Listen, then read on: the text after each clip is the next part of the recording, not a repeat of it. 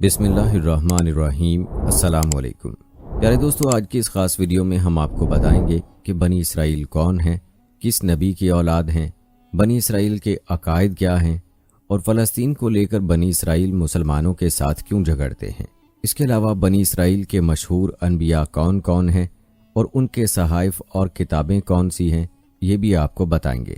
Video بہت ہی اہم ہونے والی ہے، لہٰذا ویڈیو کو آپ نے اسکپ نہیں کرنا اور آخر تک لازمی دیکھنا ہے۔ پیارے دوستو، یاد رہے کہ بنی اسرائیل حضرت یعقوب علیہ السلام کی اولاد ہیں، اور چونکہ حضرت یعقوب علیہ السلام کا ایک نام یا لقب اسرائیل بھی تھا، اسی نسبت سے یہ بنی اسرائیل کہلاتے ہیں۔ دوستو، چونکہ بنی اسرائیل حضرت یعقوب علیہ السلام کی اولاد ہیں، اس لیے یعقوب علیہ السلام کی اور ان کی اولاد کی داستان کا بیان کرنا ضروری ہے۔ دراصل یہی داستان بنی اسرائیل کی بھی داستان ہے، تو چلیے یہ داستان ملاحظہ فرمائیں۔ یاد رہے کہ حضرت اسحاق بن ابراہیم علیہ السلام کے دو بیٹے تھے، مہیس اور یعقوب۔ کہا جاتا ہے کہ باپ بڑے بیٹے مہیس اور ماں چھوٹے یعنی یعقوب علیہ السلام سے زیادہ محبت کرتی تھی۔ ایک دن باپ نے بڑے بیٹے سے فرمائش کی کہ انہیں شکار کا گوشت کھلایا جائے۔ یہ سن کر مہیس شکار کی غرض سے جنگل کی طرف چل دیا، جبکہ ماں نے یعقوب علیہ السلام سے کہا، تم جلدی سے بکری ذبح کر کے باپ کو گوشت پیش کرو اور دعائیں لے لو۔ جب بڑا بیٹا شکار کر کے واپس آیا تو یہ دیکھ کر سخت پریشان اور رنجیدہ ہوا کہ یعقوب علیہ السلام نے اس کے آنے سے پہلے ہی والد کو گوشت کھلا دیا۔ اس بات پر اس کے دل میں بھائی کے خلاف دشمنی پیدا ہو گئی۔ صورتحال کو بھانپتے ہوئے ماں نے یعقوب علیہ السلام کو مشورہ دیا کہ وہ بھائی کے غیظ و غضب سے بچنے کے لیے گھر چھوڑ کر اپنے ماموں کے پاس عراق کے شہر حران چلا جائے۔ چونکہ اس مشورے میں والد کی رائے بھی شامل تھی، لہٰذا یعقوب علیہ السلام رات کے پہلے پہر ہی گھر سے نکل گئے۔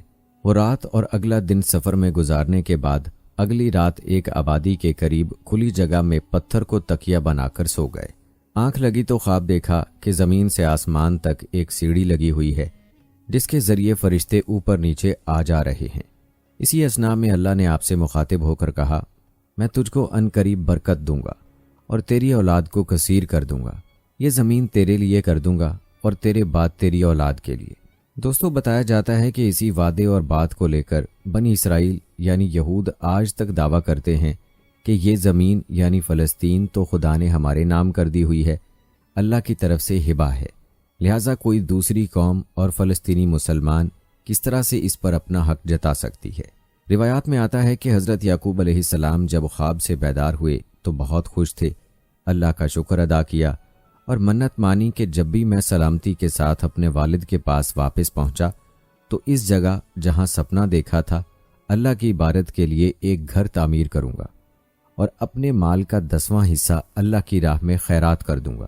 چنانچہ اس جگہ کو چھوڑنے سے پہلے آپ نے اس پتھر جسے تکیہ بنا کر سوئے تھے تیل مل دیا تاکہ واپس آ کر پہچاننے میں آسانی ہو۔ البتہ حضرت یعقوب علیہ السلام اپنے ماموں لابان کے پاس حران شہر پہنچے۔ ماموں بھانجے کو دیکھ کر بہت خوش ہوا، سینے سے لگایا اور خوب خاطر تواضع کی۔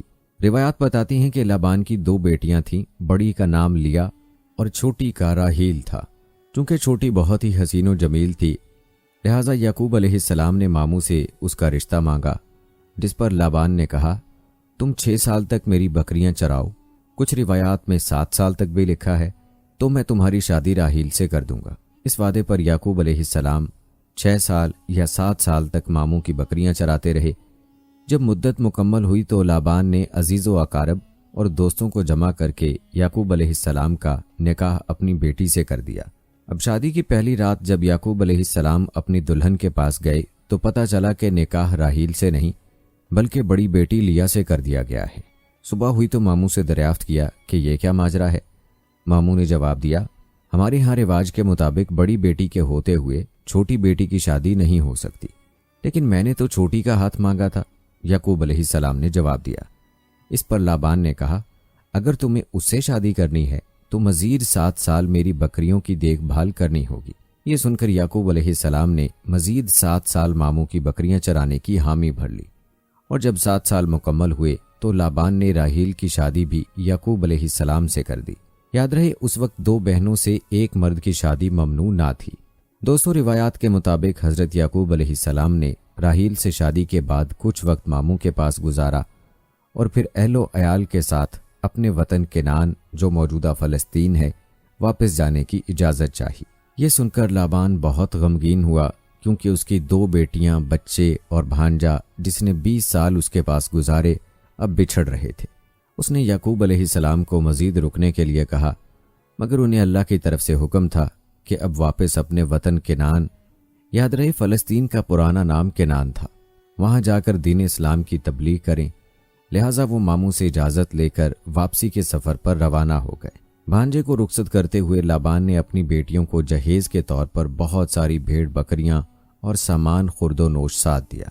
کہا جاتا ہے کہ حضرت یعقوب علیہ السلام نے سفر کرتے ہوئے کنعان کے نزدیک پہنچ کر ایک ایسی جگہ پڑاؤ ڈالا جہاں قریب ہی ان کا بھائی مہیس رہتا تھا، لیکن یعقوب علیہ السلام کو اس بات کا علم نہ تھا۔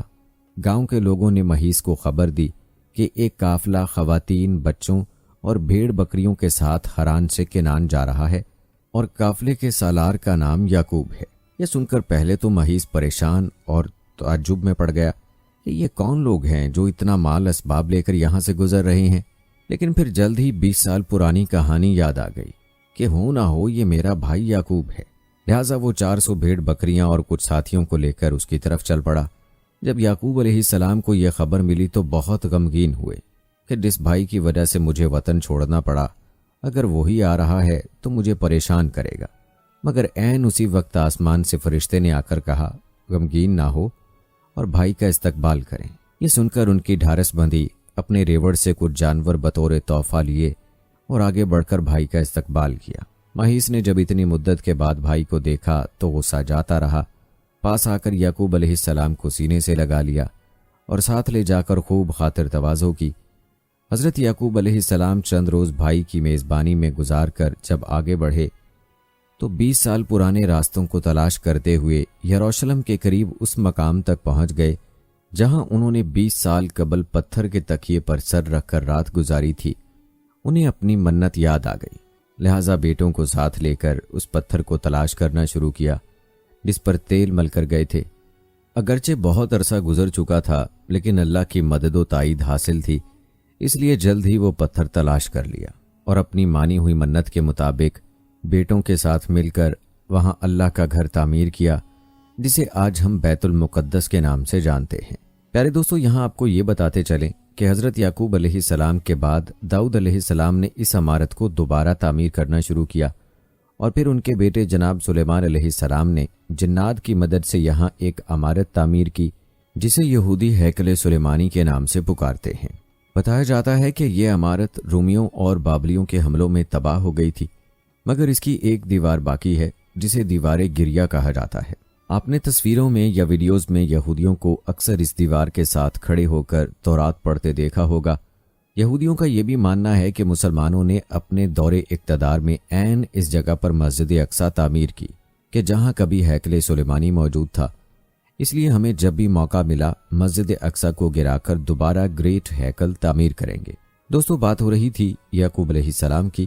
یاد رہے کہ حضرت یعقوب علیہ السلام کی 2 بیویاں اور 2 باندیاں تھیں، لیا اور راحیل، 2 سگی بہنیں اور ماموں کی بیٹیاں جن سے شادی کر کے آپ عراق سے یروشلم واپس جا رہے تھے، جبکہ باندیوں میں زلفا اور بلہا کے نام روایات میں ملتے ہیں۔ ان سب کے بطن سے پیدا ہونے والی اولاد اور جس نمبر پر ان بچوں کی پیدائش ہوئی اس کی تفصیل کچھ اس طرح ہے۔ پہلی بیوی لیا سے ریبون، شمعون، لاوی، یہودا، لسیاکار اور زبولون بیٹے پیدا ہوئے، جبکہ ایک بیٹی دینا بھی پیدا ہوئی۔ دوسری بیوی راحیل سے یوسف اور بنیامین 2 بیٹے پیدا ہوئے۔ باندی زلفا سے جاد اور آشر 2 بیٹے پیدا ہوئے اور باندی بلہا سے دان اور نفتالی 2 بیٹے پیدا ہوئے۔ یوں یعقوب علیہ السلام کے 12 بیٹے اور 1 بیٹی تھی۔ انہی 12 بیٹوں سے آگے چل کر بنی اسرائیل کے 12 قبیلے وجود میں آئے۔ یاد رہے کہ بنی اسرائیل سے مراد اسرائیل کی اولاد ہے، کیونکہ حضرت یعقوب علیہ السلام کا دوسرا نام اسرائیل تھا جس کا مطلب ہے اللہ کا بندہ، لیکن حضرت یعقوب علیہ السلام کے ایک بیٹے یہودا کے نام کی مناسبت سے انہیں یہودی بھی کہا جاتا ہے۔ پیارے دوستو، اس قصے کی ابتدا دراصل حضرت ابراہیم علیہ السلام سے ہوتی ہے، اور وہ اس لیے کہ حضرت یعقوب علیہ السلام اسحاق علیہ السلام کے بیٹے اور ابراہیم علیہ السلام کے پوتے ہیں۔ اس طرح اصلاً یہ آل ابراہیم ہیں اور ہم مسلمان ہر نماز میں آل ابراہیم علیہ السلام پر درود بھیجتے ہیں۔ لیکن دوستو یہ داستان جان بوجھ کر حضرت یعقوب علیہ السلام سے شروع کی گئی ہے، کیونکہ ان کے والد حضرت اسحاق علیہ السلام کے جنکشن سے آل ابراہیم 2 حصوں بنی اسرائیل اور بنی اسماعیل علیہ السلام میں بڑھ جاتے ہیں، اور یہی وہ نقطہ ہے جسے سمجھنے کی ضرورت ہے۔ ہمارے ہاں کچھ لوگ یہودیوں کو برا بھلا تو کہتے ہیں، لیکن یہ نہیں بتاتے کہ یہ ہیں کون اور بنی اسماعیل سے ان کا کیا رشتہ ہے۔ دوستو یہ تو ہر کوئی جانتا ہے کہ حضرت ابراہیم علیہ السلام کی 2 بیویاں تھیں۔ پہلی بیوی بی بی سارہ سے اولاد نہ ہونے پر آپ نے فرعون مصر کی بیٹی سیدہ ہاجرہ سے دوسری شادی کر لی، جن کے بطن سے اللہ نے آپ کو حضرت اسماعیل علیہ السلام کی شکل میں فرزند عطا کیا۔ اگرچہ یہ اللہ کا حکم اور ارادہ تھا، لیکن بعض مورخ لکھتے ہیں کہ جب دوسری بیوی ہاجرہ علیہ السلام کے ہاں بیٹا پیدا ہوا تو 2 خواتین کے درمیان چپقلش شروع ہو گئی، لہٰذا حضرت ابراہیم علیہ السلام بی بی ہاجرہ اور نومولود اسماعیل علیہ السلام کو یروشلم سے کوسوں دور وادی مکہ میں صفا اور مروہ کے مقام پر چھوڑ آئے، اور یہی جگہ آج ہمارے حج کا ایک اہم رکن ہے۔ یاد رہے کہ بی بی ہاجرہ اور حضرت اسماعیل علیہ السلام کے مکہ چلے جانے کے بعد اللہ نے بی بی سارہ کو بھی بیٹا عطا کر دیا، جس کا نام اسحاق رکھا گیا، اور اسی اسحاق علیہ السلام کے بیٹے یعقوب علیہ السلام کی نسل کو بنی اسرائیل کہا جاتا ہے۔ یوں سمجھ لیجئے کہ اسحاق علیہ السلام اور اسماعیل علیہ السلام 2 بھائی تھے۔ چھوٹے بھائی اسحاق علیہ السلام کی نسل جو فلسطین میں پھلی پھولی بنی اسرائیل کہلائی، جس میں سے دانیال علیہ السلام، یوسف علیہ السلام، ایوب علیہ السلام، داؤد علیہ السلام، ایلیا علیہ السلام، سلیمان علیہ السلام، موسیٰ علیہ السلام اور عیسیٰ علیہ السلام جیسے عالی مرتبت انبیاء علیہ السلام نے جنم لیا، جبکہ بڑے بیٹے اسماعیل علیہ السلام کی اولاد سرزمین حجاز موجودہ سعودی عرب کی وادی مکہ میں آل اسماعیل کے نام سے آگے بڑھی۔ اس طرح رشتے کے لحاظ سے بنی اسرائیل اور بنی اسماعیل کزن یعنی سگے چچا زاد بھائی ہیں، اور اسی بنی اسماعیل کے ایک قبیلے قریش کی شاخ بنی ہاشم میں خاتم النبیین حضرت محمد مصطفیٰ صلی اللہ علیہ وآلہ وسلم کا جنم ہوا۔ پیارے دوستو، یہ ساری کہانی بیان کرنے کا مقصد یہ تھا کہ آپ کو بنی اسرائیل اور بنی اسماعیل کے بارے میں تفصیل سے آگاہ کیا جائے، اور آپ جان چکے ہیں کہ حضرت ابراہیم علیہ السلام کے 2 بیٹوں سے یہ سلسلہ چلا۔ حضرت اسحاق علیہ السلام کے بیٹے یعقوب علیہ السلام کی اولاد بنی اسرائیل کہلائی، جبکہ اسماعیل علیہ السلام کی بنی اسماعیل۔ اب آپ کو موجودہ دور کے یہودیوں کے بارے میں بتاتے ہیں جو خود کو بنی اسرائیل کہتے ہیں۔ ان یہودیوں اور عربوں یعنی مسلمانوں میں جو جھگڑا چل رہا ہے، اس جھگڑے کی اصل وجہ حضرت یعقوب علیہ السلام پر وحی ہونے والے وہ جملے ہیں جن کا تذکرہ ویڈیو کے آغاز میں ہوا تھا، کہ جب حضرت یعقوب علیہ السلام نے ماموں کے گھر جاتے ہوئے راستے میں پتھر پر سر رکھ کر رات گزاری اور وہ خواب دیکھا جس میں اللہ نے انہیں بشارت دی کہ میں تجھے برکت دوں گا، تیری اولاد کو کثیر کر دوں گا، اور یہ زمین تیرے لیے کر دوں گا اور تیرے بعد تیری اولاد کے لیے۔ پیارے دوستو، اسی خدائی وعدے کی روایت کو لے کر یہودی یا بنی اسرائیل یہ دعویٰ لیے گھوم رہے ہیں کہ اللہ نے تو ہمارے دادا یعقوب بن اسحاق سے برکت کا عہد کیا تھا، لہٰذا بنی اسرائیل سے باہر بالخصوص بنی اسماعیل سے کیسے کوئی نبی آ سکتا ہے، اور یہ زمین یعنی فلسطین تو اس وقت سے ہمارے نام ہبہ کر دی گئی تھی، لہٰذا ہم بنی اسماعیل کے نبی یعنی حضرت محمد صلی اللہ علیہ وآلہ وسلم کو مانتے ہیں اور نہ ہی ارض فلسطین کو چھوڑنے کے لیے تیار ہیں، کیونکہ یہ ہمارے دادا یعقوب علیہ السلام کو اللہ نے خود عطا کی ہے۔ دوستو، آپ کی آگاہی کے لیے یہاں یہ بھی بتاتے چلیں کہ بنی اسرائیل یعنی یہودی اسماعیل علیہ السلام کی والدہ بی بی ہاجرہ علیہ السلام کو لونڈی کا درجہ دیتے ہیں۔ اسرائیلی لٹریچر کے مطابق فرعون مصر نے ان کے پردادا حضرت ابراہیم علیہ السلام کو لونڈی عطا کی تھی، اور لونڈی کبھی مالکن یعنی سارہ والدہ اسحاق علیہ السلام کی ہم مرتبہ نہیں ہو سکتی۔ ان کا اپنی کتابوں میں یہ بات لکھنے کا مقصد یہ تھا کہ اسماعیل علیہ السلام کو لونڈی کا بیٹا ظاہر کر کے اپنے دادا حضرت اسحاق علیہ السلام سے کمتر ثابت کیا جائے، نعوذ باللہ۔ پیارے دوستو، مسند روایات کے مطابق دراصل ہوا یوں تھا کہ حضرت ابراہیم علیہ السلام تبلیغ اسلام کی وجہ سے عراق کے بادشاہ نمرود کے ظلم و ستم کا نشانہ بنے، اور تنگ ہو کر جب اپنا آبائی وطن وادی بابل چھوڑنے پر مجبور ہوئے تو اپنی اہلیہ بی بی سارہ علیہ السلام کو لے کر فلسطین کی طرف نکل پڑے۔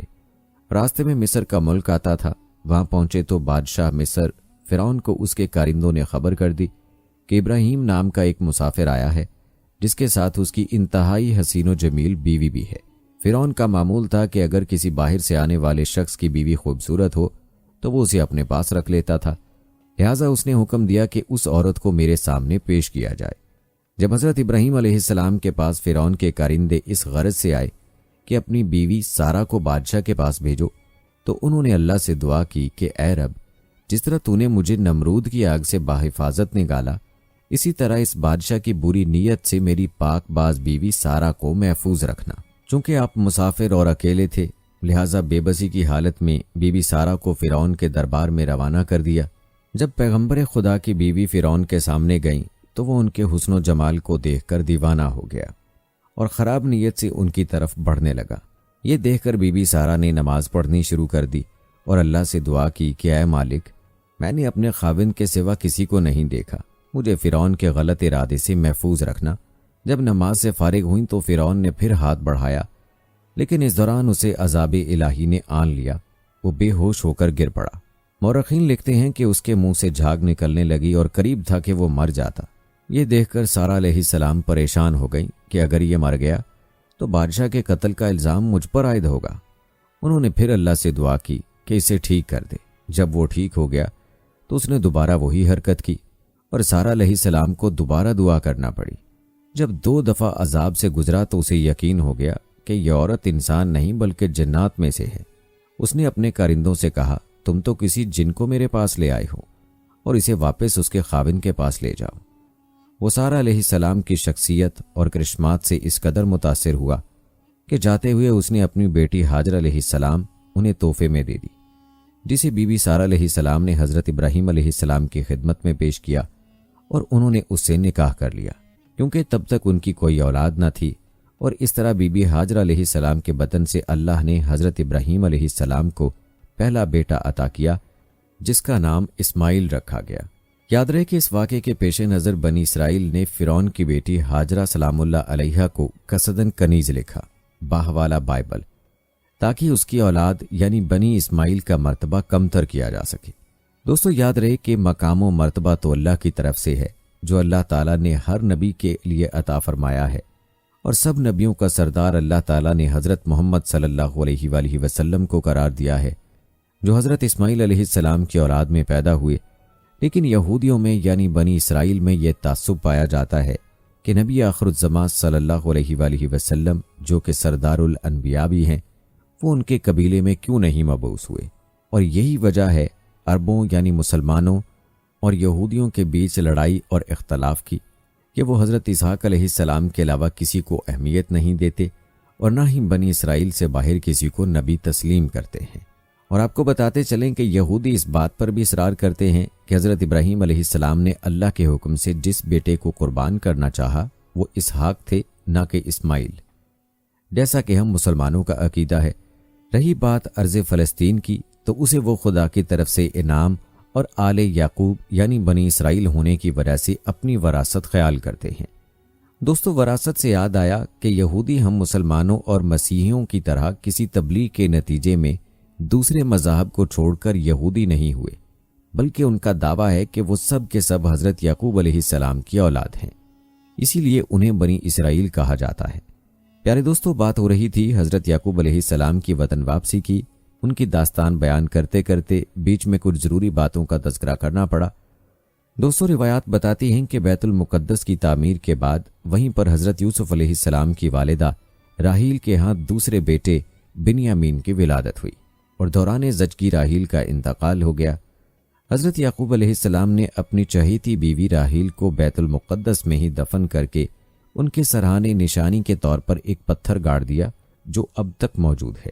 کہا جاتا ہے کہ حضرت یعقوب علیہ السلام کو اپنی بیوی راحیل سے اس قدر محبت تھی کہ ان کی وفات سے سخت رنجیدہ ہوئے اور بیت المقدس کو چھوڑ کر اپنے والد حضرت اسحاق علیہ السلام کے پاس ہیبرون یعنی الخلیل شہر آ گئے۔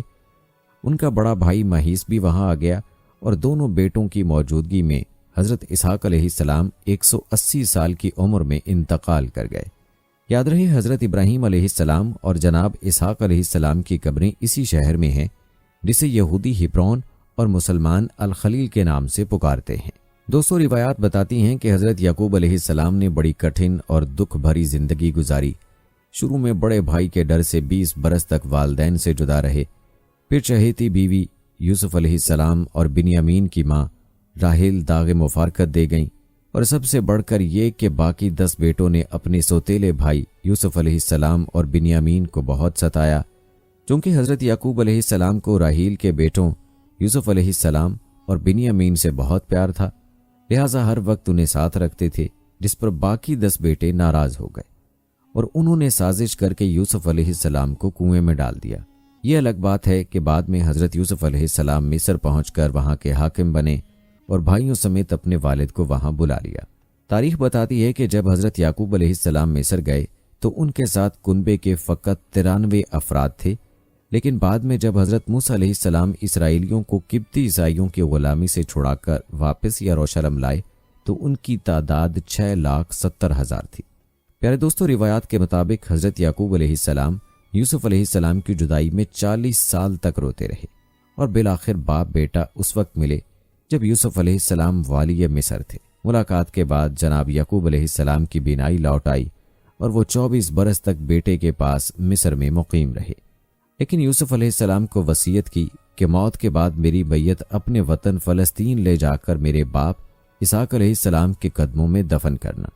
حضرت یوسف علیہ السلام نے باپ کی وصیت کے مطابق ان کی وفات کے بعد حضرت یعقوب علیہ السلام کی میت ایک صندوق میں بند کر کے فلسطین پہنچائی اور حسب وصیت حضرت اسحاق علیہ السلام کے پاس دفن کیا۔ کہا جاتا ہے کہ اس دن سے بنی اسرائیل نے اپنے مردوں کو صندوق میں بند کر کے دفنانا شروع کر دیا، اور یہ رسم آج بھی جاری ہے۔ دوستو، امید ہے کہ یہاں تک آپ کو بنی اسرائیل کے بارے میں کافی حد تک جانکاری حاصل ہو چکی ہوگی کہ اصل میں بنی اسرائیل کون ہیں۔ جہاں تک ارض فلسطین اور بیت المقدس پر کنٹرول اور حاکمیت کا تعلق ہے تو حقیقت یہ ہے کہ یہ سرزمین تینوں بڑے مذاہب اسلام، مسیحیت اور یہودیت کے نزدیک یکساں تقدیس کا درجہ رکھتی ہے۔ سب کے سب اس کا احترام کرتے ہیں، اور وہ اس کے لیے بنی اسرائیل کے تمام انبیاء اس سرزمین پر آئے اور اکثر یہیں پر مدفون ہیں اور محو استراحت ہیں۔ یاد رہے کہ حضرت عیسیٰ ابن مریم علیہ السلام بھی اسی خطہ ارض پر تشریف لائے، یہیں پر انہیں مصلوب کرنے کی کوشش کی گئی اور یہیں سے اللہ نے انہیں اپنے پاس آسمانوں پر بلا لیا۔ لطف کی بات یہ ہے کہ حضرت عیسیٰ علیہ السلام انہی میں سے اور انہی اسرائیلیوں کی طرف نبی بنا کر بھیجے گئے تھے، مگر انہوں نے ان کا انکار کیا، اور جن لوگوں نے انہیں اللہ کا سچا نبی تسلیم کر لیا وہ بعد میں مسیحی کہلائے۔ دوستو، یہ بھی یاد رہے کہ حضرت عیسیٰ ابن مریم علیہ السلام بنی اسرائیل کے آخری نبی تھے، اور ان کے تقریباً 575 برس بعد خطہ حجاز موجودہ سعودی عرب میں آباد بنی اسرائیل کے کزن قبیلے بنی اسماعیل سے اللہ کے آخری نبی حضرت محمد صلی اللہ علیہ وآلہ وسلم آل مبعوث ہوئے۔ کزن قبیلے کی اصطلاح سے قطعاً متعجب ہونے کی ضرورت نہیں ہے، کیونکہ حضور علیہ السلام حضرت اسماعیل علیہ السلام بن ابراہیم علیہ السلام کی اولاد سے ہیں، جو حضرت یعقوب علیہ السلام عرف اسرائیل کے چچا تھے۔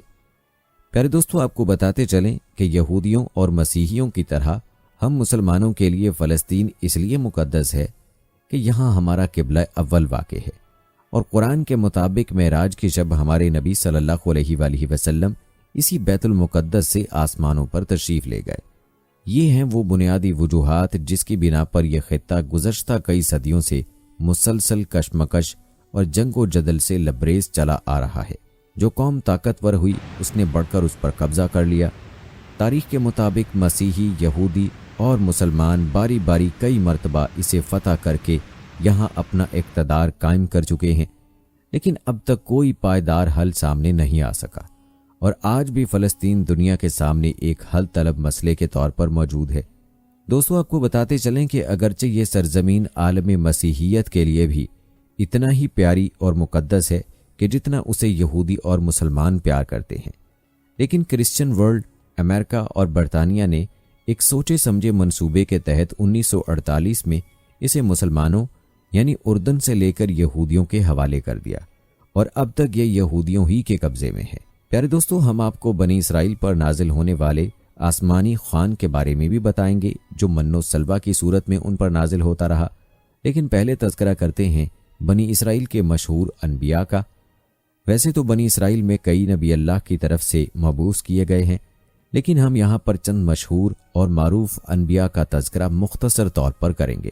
بنی اسرائیل کے معروف انبیاء میں یعقوب علیہ السلام، یوسف علیہ السلام، موسیٰ علیہ السلام، ہارون علیہ السلام، داؤد علیہ السلام، سلیمان علیہ السلام، دانیال علیہ السلام اور عیسیٰ علیہ السلام کے نام شامل ہیں، اور یہ وہ انبیاء ہیں کہ جن کا تذکرہ قرآن پاک میں بھی آیا ہے۔ یعقوب علیہ السلام کا تفصیلی واقعہ آپ ملاحظہ کر چکے ہیں، البتہ باقی انبیاء کا مختصر تذکرہ جو ہے وہ ضروری ہے، لیکن آپ نے ویڈیو کو سکپ نہیں کرنا۔ سب سے پہلے تذکرہ کرتے ہیں حضرت یوسف علیہ السلام کا۔ یاد رہے کہ حضرت یوسف علیہ السلام حضرت یعقوب علیہ السلام کے بیٹے، حضرت اسحاق علیہ السلام کے پوتے اور حضرت ابراہیم علیہ السلام کے پڑپوتے ہیں۔ والدہ راحیل حضرت یوسف علیہ السلام کے چھوٹے بھائی بنیامین کی پیدائش کے وقت انتقال کر گئی تھی۔ یوں تو اللہ تعالیٰ نے حضرت یعقوب علیہ السلام کو 12 بیٹوں سے نوازا تھا، لیکن راحیل کے بطن سے 2 بیٹے یوسف علیہ السلام اور بنیامین ہی ہوئے۔ حضرت یوسف علیہ السلام بھی اپنی والدہ کی طرح حسن و جمال میں لاسانی تھے۔ والد کو ان سے بے حد محبت تھی اور وہ انہیں خود سے جدا نہیں کرتے تھے۔ روایات میں ہے کہ حضرت یعقوب علیہ السلام کی چہیتی بیوی راحیل نے بھی ان کے لیے خصوصی وصیت کی تھی۔ اب یہ بن ماں کے بھی تھے اور 10 سوتیلے بھائیوں سے چھوٹے بھی۔ پھر شدید قربت اور محبت کا ایک سبب یہ بھی تھا کہ حضرت یعقوب علیہ السلام نے حضرت یوسف علیہ السلام کی پیشانی پر چمکتے نور نبوت کا مشاہدہ بھی کر لیا تھا۔ دوستو یاد رہے کہ اللہ عز و جل نے قرآن کریم کی 111 آیات پر مشتمل پوری ایک سورت سورہ یوسف میں حضرت یوسف علیہ السلام کے واقعے کو بیان فرمایا ہے۔ اس سورت میں بیان کردہ واقعے کو احسن القصص یعنی بہترین واقعہ کہا گیا ہے۔ آپ کو بتاتے چلیں کہ قرآن پاک میں حضرت یوسف علیہ السلام کا نام مبارک 26 مرتبہ آیا ہے، جس میں سے 24 بار سورہ یوسف میں، جبکہ سورہ انعام اور سورہ غافر میں ایک بار آپ علیہ السلام کا ذکر کیا گیا ہے۔ کہتے ہیں کہ حضرت یوسف علیہ السلام ابھی سن بلاغت کو نہ پہنچے تھے کہ انہوں نے ایک خواب دیکھا، جس کا اپنے والد سے یوں ذکر کیا، اے ابا جان، میں نے 11 ستاروں، سورج اور چاند کو دیکھا کہ وہ سب مجھے سجدہ کر رہے ہیں۔ حضرت یعقوب علیہ السلام نے جب بیٹے کا خواب سنا تو سمجھ گئے کہ یہ بڑے ہو کر اللہ تعالیٰ کی جانب سے ایک عظیم منصب پر فائز ہوں گے۔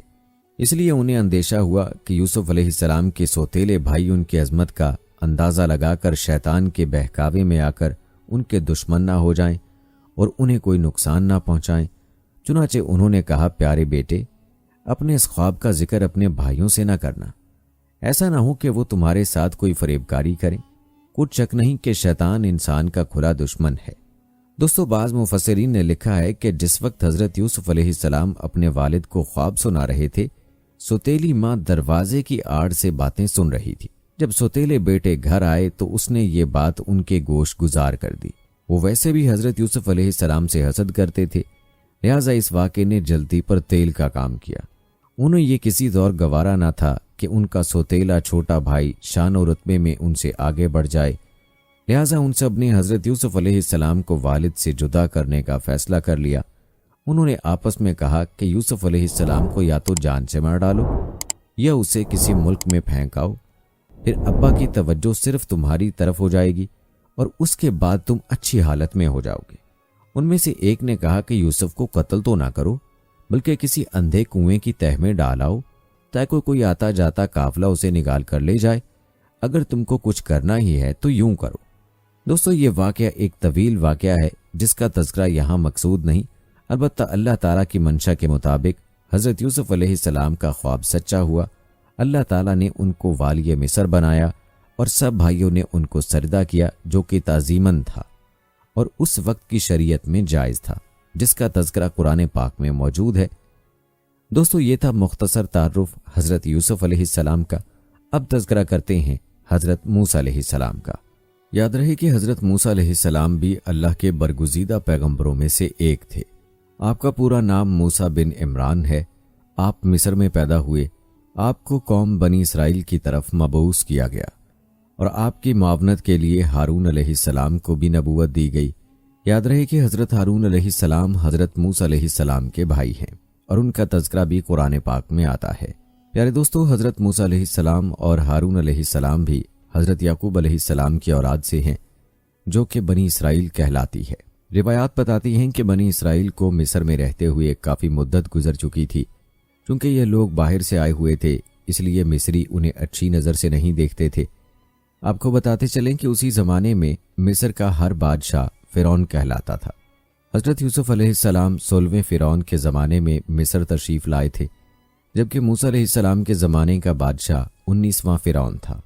اس کا نام منفتح بن رمسس دوم تھا۔ روایات میں آتا ہے کہ فرعون نے ایک خواب دیکھا جس کی تعبیر یہ بتائی گئی کہ بنی اسرائیل کا ایک لڑکا تیری حکومت کے زوال کا باعث ہوگا۔ اس پر فرعون نے حکم دیا کہ بنی اسرائیل میں جو لڑکا پیدا ہو اس کو قتل کر دیا جائے۔ اس زمانے میں حضرت موسیٰ علیہ السلام عمران کے گھر میں پیدا ہوئے۔ ماں باپ کو سخت پریشانی تھی اور وہ سمجھتے تھے اگر کسی کو پتہ چل گیا تو اس بچے کی خیر نہیں۔ آخر اللہ تعالیٰ نے آپ کی والدہ کے دل میں یہ بات ڈال دی کہ اس بچے کو صندوق میں ڈال کر دریائے نیل میں بہا دو۔ حضرت موسیٰ علیہ السلام کی والدہ نے ایسا ہی کیا اور اپنی بڑی لڑکی کو بھیجا کہ وہ صندوق کے ساتھ ساتھ کنارے پر جائے اور دیکھے کہ اللہ کس طرح اس کی حفاظت کرتا ہے۔ جب یہ صندوق تیرتا ہوا شاہی محل کے قریب پہنچا تو فرعون کے گھرانے کی عورتوں میں سے ایک نے اس کو دیکھ کر باہر نکلوا لیا، اور جب اس میں ایک خوبصورت بچے کو دیکھا تو خوش ہوئیں اور اس بچے کو محل میں لے گئیں۔ حضرت موسیٰ علیہ السلام کی بہن بھی فرعون کی خادماؤں کے ساتھ شامل ہو گئیں۔ فرعون کی کوئی اولاد نہ تھی۔ جب اس کی بیوی آسیہ نے ایک حسین و جمیل بچے کو دیکھا تو بہت خوش ہوئیں۔ اتنے میں فرعون بھی آ گیا اور اس کے قتل کا حکم دے دیا۔ فرعون کی بیوی نے منت سماجت سے کہا کہ اس معصوم کو قتل نہ کرو، کوئی بڑی بات نہیں اگر یہ بچہ میری اور تیری آنکھوں کا نور اور دل کا سرور بن جائے اور ہم اس کو اپنا بیٹا بنا لیں، اور اگر حقیقت میں یہی وہ بچہ ہے جو تیرے خواب کی تعبیر بننے والا ہے تو ہم اس کی ایسی تربیت کریں گے کہ ہمارے لیے نقصان رسان بننے کی بجائے مفید ہی ثابت ہو۔ اس طرح فرعون حضرت موسیٰ علیہ السلام کے قتل کرنے سے باز رہا۔ دوستو، حضرت موسیٰ علیہ السلام فرعون کے گھر میں پل کر جوان ہوئے۔ یہ ہے اللہ رب العزت کی قدرت کہ کیسے اس بچے کو زندہ رکھا۔ اس کی محبت فرعون کی بیوی آسیہ کے دل میں ڈالی۔ اس کی پرورش کا سامان موسیٰ علیہ السلام کی والدہ ہی کے ذمہ لگایا اور آپ علیہ السلام کو ان کے دشمن کے گھر میں پال کر دکھایا، وہ دشمن جو اپنے رب ہونے کا دعویٰ کرتا تھا۔ پیارے دوستو، روایات بتاتی ہیں حضرت موسیٰ علیہ السلام بڑے خوبصورت اور طاقتور تھے۔ ایک مرتبہ ایک قبطی اور اسرائیلی کی لڑائی کے دوران آپ علیہ السلام نے قبطی کو گھونسا مارا جس سے وہ مر گیا۔ اگلے دن ایک دوسرے قبطی نے یہ خبر مشہور کر دی کہ مصری کو حضرت موسیٰ علیہ السلام نے مارا تھا۔ فرعون نے ان کو گرفتاری کے احکامات جاری کر دیے۔ اس وقت ایک آدمی فرعون کے دربار میں موجود تھا جس کو حضرت موسیٰ علیہ السلام سے انس تھا۔ اس نے فوراً حضرت موسیٰ علیہ السلام کو جا کر سارے واقعے کی اطلاع دی اور مشورہ دیا کہ آپ فوراً یہاں سے نکل جائیں۔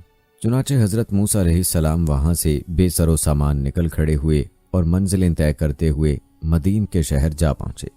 آپ بھوک اور پیاس سے نڈھال ہو رہے تھے۔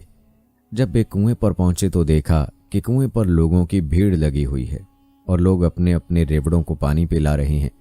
سب سے پیچھے دو لڑکیاں اپنی بکریاں لیے کھڑی ہیں۔ حضرت موسیٰ علیہ السلام نے ان لڑکیوں کے ریوڑ کو پلا دیا۔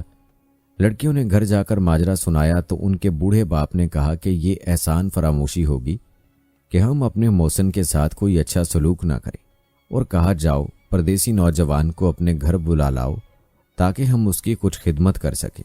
چنانچہ ایک لڑکی گئی اور حضرت موسیٰ علیہ السلام کو ساتھ لے آئی۔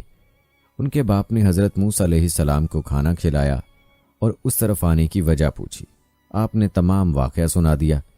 اس لڑکی نے جو آپ کو بلانے گئی تھی اپنے بزرگ باپ سے کہا کہ بابا جان، بہتر ہوگا کہ اس نوجوان کو ملازم رکھ لیا جائے۔ ملازم وہی اچھا ہوتا ہے جو ایماندار بھی ہو اور طاقتور بھی۔ یہ سن کر وہ بزرگ بہت خوش ہوئے اور حضرت موسیٰ علیہ السلام سے کہا کہ اگر تم 8 سال میری بکریاں چراؤ تو اپنی یہ بیٹی تمہارے نکاح میں دے دوں گا، اور اگر تم 2 سال اور بکریاں چراؤ تو یہی لڑکی کا حق مہر ہوگا۔ حضرت موسیٰ علیہ السلام نے اس کو قبول کیا اور فرمایا یہ میری خوشی پر چھوڑ دیجئے، ان دونوں میں سے جو مدت میں چاہوں اس کو پورا کر دوں۔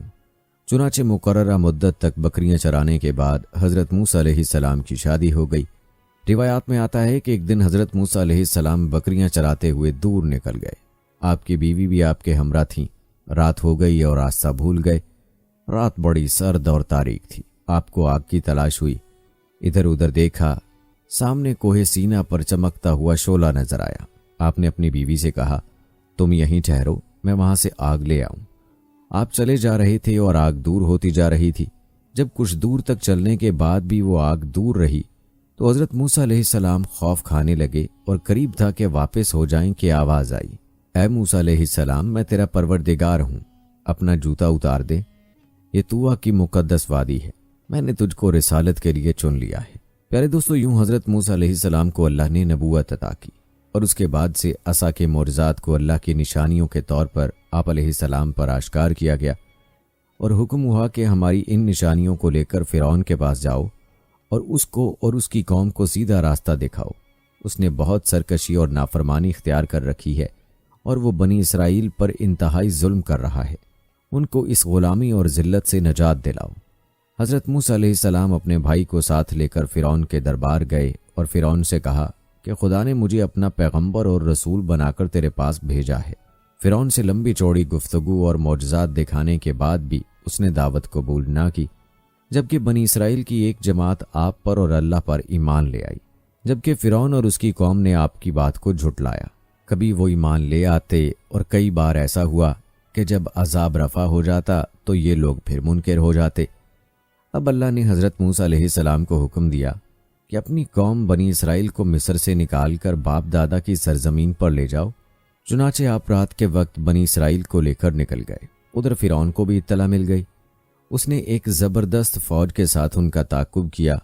वो पानी के किनारे पर पहुंचे थे कि मिस्री फौजें आ गईं, जिन्हें देखकर बनी इसराइल बहुत घबराए, मगर हजरत मूसा अलैहिस्सलाम ने उनको तसल्ली दी कि घबराओ नहीं, अल्लाह का वादा सच्चा होता है। अल्लाह ताला ने हजरत मूसा अलैहिस्सलाम को हुक्म दिया कि अपनी लाठी पानी पर मारो। चुनाचे जब हजरत मूसा अलैहिस्सलाम ने बहिरा कुलज़म के पानी पर अपनी लाठी मारी तो उसमें से रास्ता बन गया और हजरत मूसा अलैहिस्सलाम बड़े आराम से बहिरा कुलज़म पार कर गए। ये देखकर फिरौन ने अपनी फौज को हुक्म दिया कि तुम भी इस रास्ते से बहिरा कुलज़म को पार कर जाओ। लेकिन जब फिरौन और उसकी सारी फौज दरमियान में आ गई तो अल्लाह के हुक्म से पानी फिर अपनी असली हालत पर आ गया और फिरौन अपनी फौज समेत गर्क हो गया। प्यारे दोस्तों, ये था तज़किरा हजरत मूसा अलैहिस्सलाम का, जो कि बनी इसराइल में एक जलीलुल कदर और मारूफ नबी थे। और आप अलैहिस्सलाम के दौर में बनी इसराइल के हवाले से बहुत से वाक़यात हैं जो कुरान पाक में बयान हुए हैं। दोस्तों, अब तज़किरा करते हैं हजरत दाऊद अलैहिस्सलाम का। ये भी बनी इसराइल के मशहूर अनबिया में से हैं। रिवायात के मुताबिक हजरत दाऊद अलैहिस्सलाम 965 कबले मसीह फ़लस्तीन में पैदा हुए। आप अलैहिस्सलाम हजरत इब्राहीम अलैहिस्सलाम की नस्ल में से थे। मोहम्मद बिन इसहाक हजरत वाहब बिन मंबा रज़ियल्लाहु ताला अन्हु के हवाले से तहरीर करते हैं कि हजरत दाऊद अलैहिस्सलाम पस्ता कद थे, आंखें नीली थीं, जिस्म पर बाल बहुत कम थे, चेहरे से पाकीज़गी झलकती थी, निहायत हमदर्द, कवि, बहादुर और निडर होने के साथ हुक्मरानी और फैसला करने की कुव्वत तोहफ़ा खुदावंदी में मिली थी। कहा जाता है कि हजरत दाऊद अलैहिस्सलाम से कबल बनी इसराइल में नबूवत आले लावी बिन याकूब में चली आ रही थी, जबकि बादशाहत दूसरे ख़ानदान यहूदा बिन याकूब में थी। लेकिन अल्लाह रब्बुल इज़्ज़त ने पहली मर्तबा दोनों एजाज़ात एक ही शख्सियत में जमा फरमा दिए। हज़रत दाऊद अलैहिस्सलाम अल्लाह के बरगुज़ीदा नबी और रसूल थे और बादशाह भी। और याद रहे कि अनबिया कराम अलैहिस्सलाम में हज़रत आदम अलैहिस्सलाम के बाद हज़रत दाऊद अलैहिस्सलाम ही वो पैगंबर हैं जिन्हें कुरान करीम ने खलीफा के लक़ब से नवाजा। जैसा कि सूरह सक़ाद में अल्लाह ताला ने फरमाया, ऐ दाऊद, हमने तुम्हें ज़मीन पर खलीफा बना दिया, तुम लोगों के दरमियान हक के साथ फैसले करो। प्यारे दोस्तों, यहाँ दाऊद अलैहिस्सलाम की पहली फतह का तज़किरा करते हैं जो कम सिनी की उम्र में आपको हासिल हुई, और ये वाक़या कुरान पाक में भी बयान हुआ। कहते हैं कि कौम अमालिका के ज़ालिम व जाबिर बादशाह जालूत की फ़ौज के मुकाबले में सफ़ आरा बनी इसराइल के बादशाह हज़रत तालूत के लश्कर में एक कम उम्र नौजवान भी अपनी गुलेल के साथ शामिल था, क्योंकि नौ उम्र होने की वजह से उसे असलहा नहीं दिया गया था। जालूत जिस्म को सामाने हरब से सजाए निहायत रौनत और तकब्बुर से शाही सवारी पर बैठा अहले ईमान को दावत मुबारज़त दे रहा था। अभी बनी इसराइल का एक छोटा सा लश्कर कोई फैसला भी ना कर पाया था कि अचानक उनकी सफ़ों में मौजूद ये कम उम्र नौजवान उक़ाब जैसी बर्क़ रफ्तारी से बाहर निकला और जालूत के सामने पहुंचकर उसे ललकारने लगा। گوشت کے پہاڑ لہیم شہیم اور طویل القامت جالوت نے حیرت کے ساتھ نوجوان کو دیکھا تو حقارت سے بولا، جا، میری آنکھوں کے سامنے سے دور ہو جا، میں تجھے قتل کرنا پسند نہیں کرتا۔ بے خوف نوجوان نے بادشاہ کی آنکھوں میں آنکھیں ڈال کر گرجدار آواز میں جواب دیا، لیکن تجھے قتل کرنا مجھے پسند ہے۔ پھر فلک پر چمکتے سورج کی تیز روشنی میں ارض و سما نے ایک حیرت انگیز منظر دیکھا۔ نوجوان کی غلیل سے گولی کی طرح نکلے پتھر سے جالوت کا متکبر سر پاش پاش ہو چکا تھا اور اس کا طاقتور جسم زمین پر اوندھے منہ پڑا تھا۔ یہ سب اتنا اچانک ہوا کہ جالوت کی اسلحے سے لیس فوج کو سنبھلنے کا موقع ہی نہ ملا اور وہ بدحواس ہو کر بھاگ کھڑی ہوئی۔ یہ نوجوان ایک چرواہا تھا جو سارا دن جنگل میں بکریاں چرایا کرتا اور غلیل سے بکریوں کے قریب آنے والے درندوں کو مار بھگاتا، لیکن قدرت نے تو اس کے لیے بڑے فیصلے کر رکھے تھے۔ اللہ تعالیٰ نے پہلے اسے بنی اسرائیل کا بادشاہ بنایا اور پھر اسے نبوت اور رسالت کے عظیم منصب پر فائز فرما دیا۔ سورہ بقرہ کی آیت نمبر 251 میں اللہ تعالیٰ نے فرمایا، داؤد نے جالوت کو قتل کر ڈالا اور اللہ نے ان کو بادشاہی اور دانائی بخشی اور جن جن چیزوں کو چاہا انہیں علم دیا۔ پیارے دوستو، معلوم ہوا کہ وہ نوجوان حضرت داؤد علیہ السلام تھے اور انہوں نے چھوٹی عمر میں جالوت کو قتل کیا، اور یہ آپ علیہ السلام کی پہلی فتح تھی، جس کے بعد اللہ تعالیٰ نے آپ علیہ السلام کو بادشاہت بھی عطا فرمائی اور نبوت بھی، اور آپ علیہ السلام کو اللہ تعالیٰ نے کتاب یعنی زبور بھی عطا فرمائی، جیسا کہ قرآن پاک میں ارشاد ہے۔ سورہ بنی اسرائیل میں اللہ تعالیٰ نے فرمایا، اور ہم نے بعض پیغمبروں کو بعض پر فضیلت بخشی اور داؤد کو زبور عنایت کی، اور سورہ نساء میں اللہ تعالیٰ نے ارشاد فرمایا، اور ہم نے داؤد کو زبور بھی عنایت کی۔ پیارے دوستو، امام بغوی رحمہ اللہ نے اپنی تفسیر میں لکھا ہے کہ زبور اللہ کی کتاب ہے جو حضرت داؤد علیہ السلام پر نازل ہوئی۔ اس میں 150 سورتیں ہیں جو دعاؤں اور حمد و ثنا پر مشتمل ہے، تاہم ان میں حلال و حرام اور فرائض و حدود کا بیان نہیں ہے۔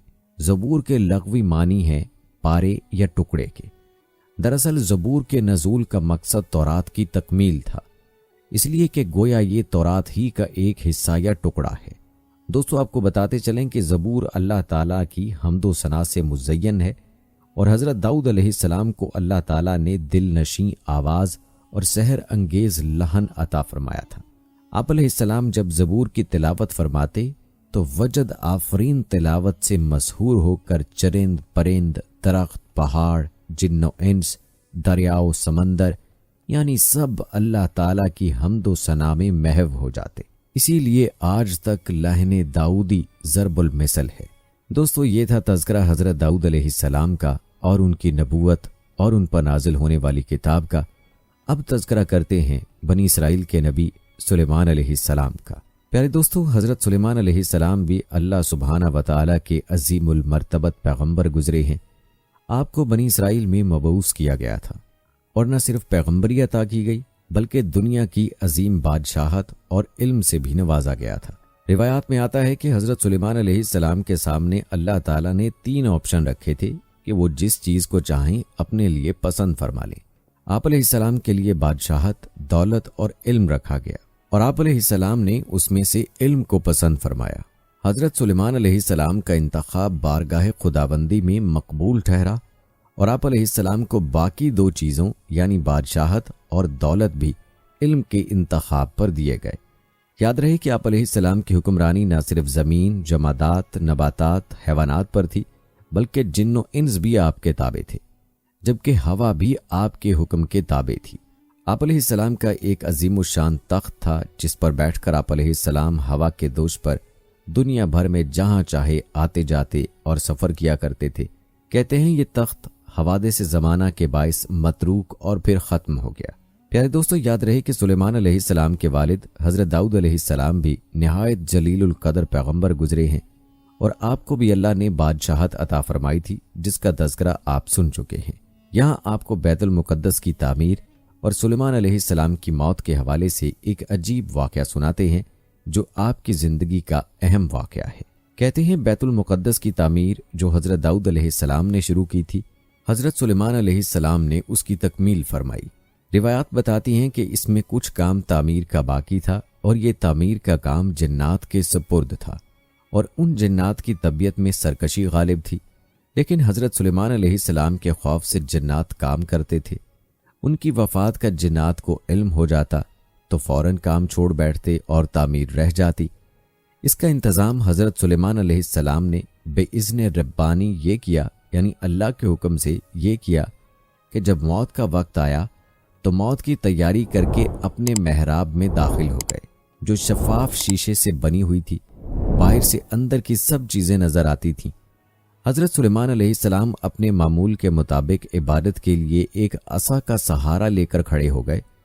آپ علیہ السلام اس انداز سے کھڑے ہوئے کہ روح پرواز کرنے کے بعد بھی آپ علیہ السلام کا جسم مبارک اس عصا کے سہارے اپنی جگہ جمع رہے۔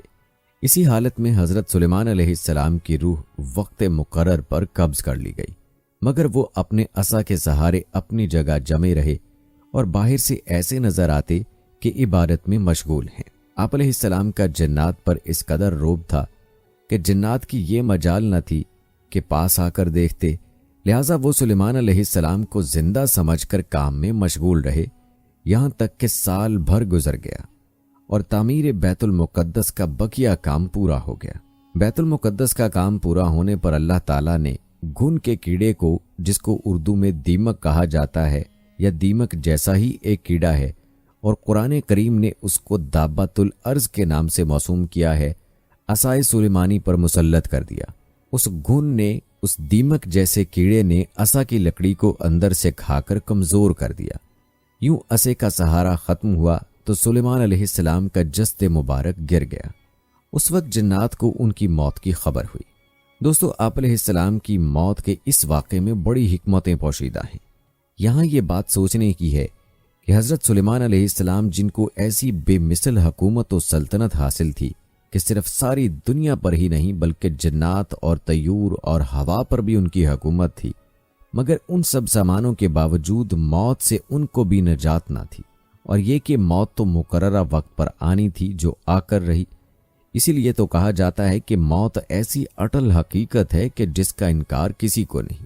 پیارے دوستو، حضرت سلیمان علیہ السلام کی موت کے واقعے کی ایک بڑی حکمت یہ تھی کہ جنات کو اللہ تعالیٰ نے دور دراز کی مسافت چند لمحات میں قطع کر لینے کی قوت عطا فرمائی تھی۔ وہ بہت سے ایسے حالات و واقعات سے واقف ہوتے تھے جن کو انسان نہیں جانتے تھے۔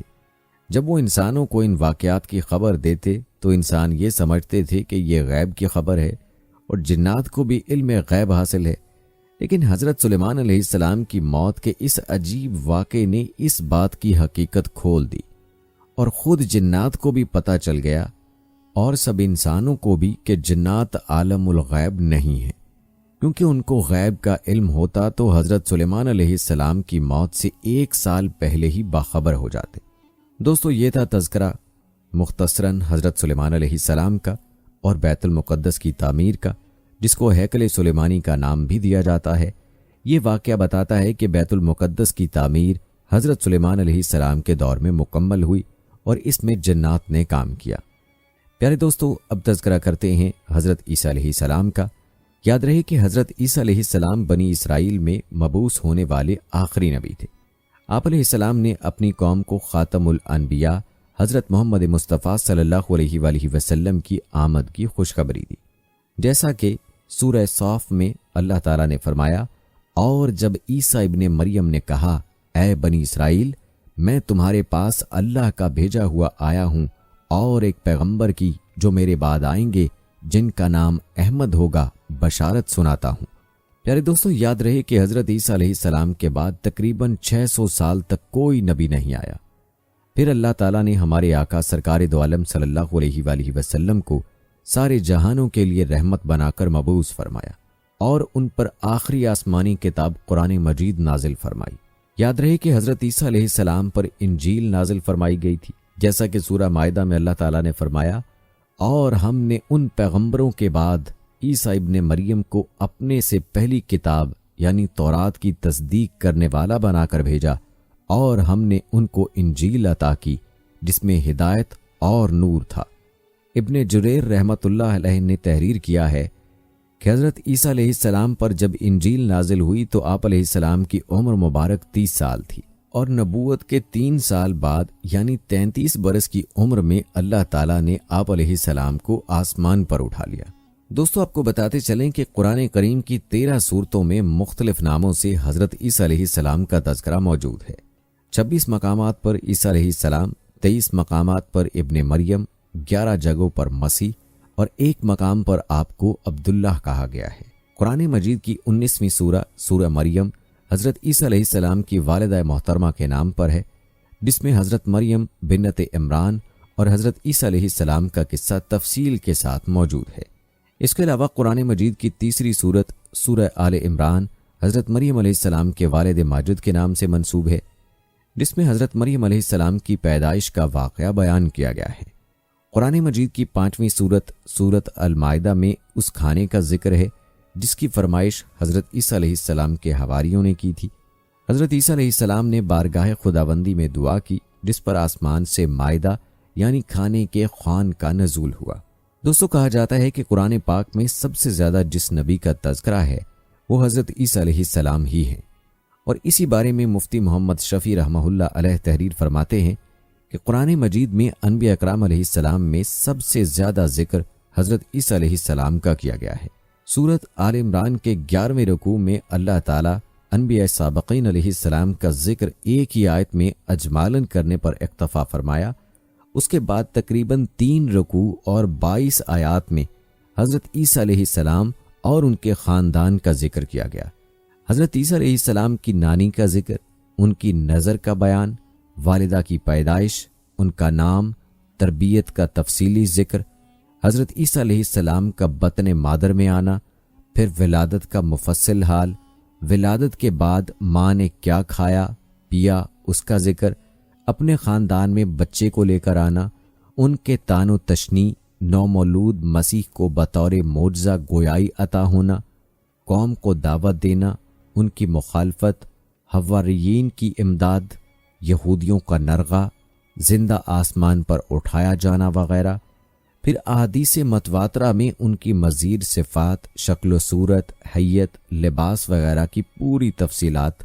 یہ ایسے حالات ہیں کہ قرآن و حدیث میں کسی نبی اور رسول کے حالات اس تفصیل سے بیان نہیں کیے گئے۔ پیارے دوستو یاد رہے کہ حضرت عیسیٰ علیہ السلام قیامت کے قریب دوبارہ دنیا میں اتارے جائیں گے۔